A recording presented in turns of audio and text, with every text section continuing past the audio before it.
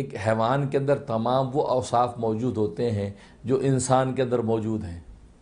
وہ دیکھتا بھی ہے، بولتا بھی ہے، سنتا بھی ہے، چلتا بھی ہے، محسوس بھی کرتا ہے، چکھتا بھی ہے۔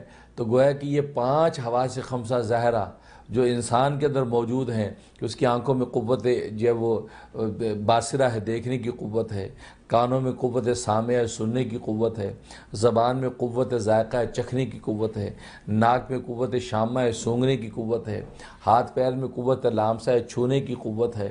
تو یہ 5 جو حواس خمسہ ظاہرہ انسان میں موجود ہیں، یہی 5 حواس خمسہ ظاہرہ حیوان میں بھی موجود ہیں۔ اور مزے کی بات یہ کہ پوری دنیا کے اندر جتنی بھی چیزیں اللہ تبارک و تعالی نے پیدا کی ہیں ان کا تعلق ان 5 حواس کے ساتھ ہی ہے۔ 5 کے بعد کوئی چھٹی چیز نہیں ہے۔ یا دنیا میں ایسی چیزیں جو دیکھی جانے والی ہیں، یا دنیا میں ایسی چیزیں جو سنی جانے والی ہیں، یا دنیا میں ایسی چیزیں جو سونگھی جانے والی ہیں، یا دنیا میں ایسی چیزیں جو زبان سے چکھی جانے والی ہیں، یا ایسی چیزیں جو محسوس کی جانے والی ہیں۔ تو یہ 5 ہی طرح کی چیزیں ہیں۔ اسی لیے انسان کے وجود سے 5 طرح ہی کے گناہ صادر ہوتے ہیں۔ 5 کے بعد چھٹی کوئی قسم نہیں ہے گناہ کی۔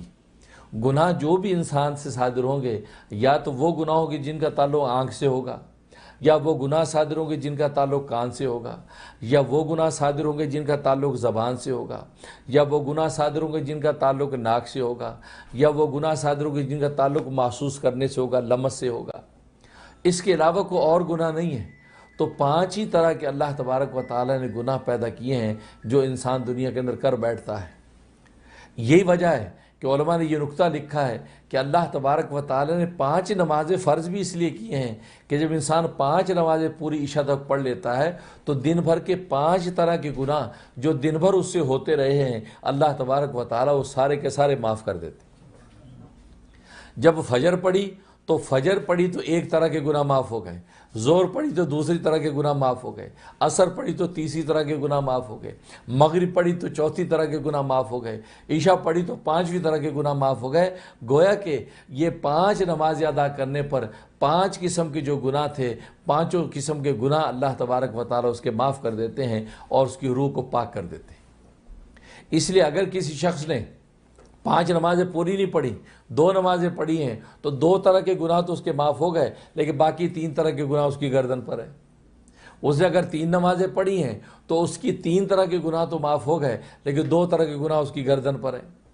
اسی لیے حکم فرمایا کہ 5 نمازیں فرض کی کہ 5 نمازیں ادا کرو گے تو سارے گناہ معاف ہوں گے۔ اور چنانچہ صحیح حدیث میں آتا ہے کہ خود نبی کریم صلی اللہ علیہ وسلم نے صحابہ کرام رضوان اللہ علیہم اجمعین سے پوچھا، فرمایا کہ اگر ایک شخص کے گھر کے سامنے نہر چل رہی شفاف پانی کی اور وہ 5 ٹائم اس کے اندر غسل کرتا ہے، غوطے لگاتا ہے، تو کیا اس کے جسم پر کوئی میل باقی رہے گا؟ تو صحابہ کرام نے عرض کیا یا رسول اللہ نہیں، اس کے جسم میں کوئی میل باقی نہیں رہے گا، وہ تو بالکل شفاف ہو جائے گا اس کے جسم۔ فرمایا بالکل اسی طریقے سے جو 5 نمازیں ادا کر لیتا پابندی کے ساتھ، اللہ تبارک و تعالی اس کی روح کو بھی اسی طرح پاک صاف کر دیتے۔ تو معلوم ہوا اس حدیث سے کہ نماز ادا کرنے کا تعلق گناہ کے معاف کرنے کے ساتھ ہے۔ انسان جب نماز ادا کر لیتا ہے تو اللہ تبارک و تعالی اس کے گناہوں کو معاف کر دیتے ہیں۔ بلکہ یہاں تک کہ نماز کا مقدمہ وضو ہے۔ انسان نماز کی شرط وضو جب پوری کرتا ہے تو وضو جب ادا کرنے لگتا ہے تو اس وضو کے وقت ہی اللہ تبارک و تعالی اس کے گناہ معاف کرنا شروع کر دیتے ہیں۔ اس لیے ترمذی کی حدیث ہے جب انسان وضو کرتا ہے تو اللہ تبارک و تعالی اس کے بدن کے گناہوں کو معاف کرنا شروع کر دیتے ہیں۔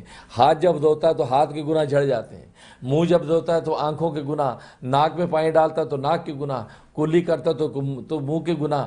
تو گویا کہ یہ 5 طرح کے گناہ ہیں وہ وضو کرنے سے ہی اللہ تبارک و تعالی صاف کرنا شروع کر دیتے ہیں۔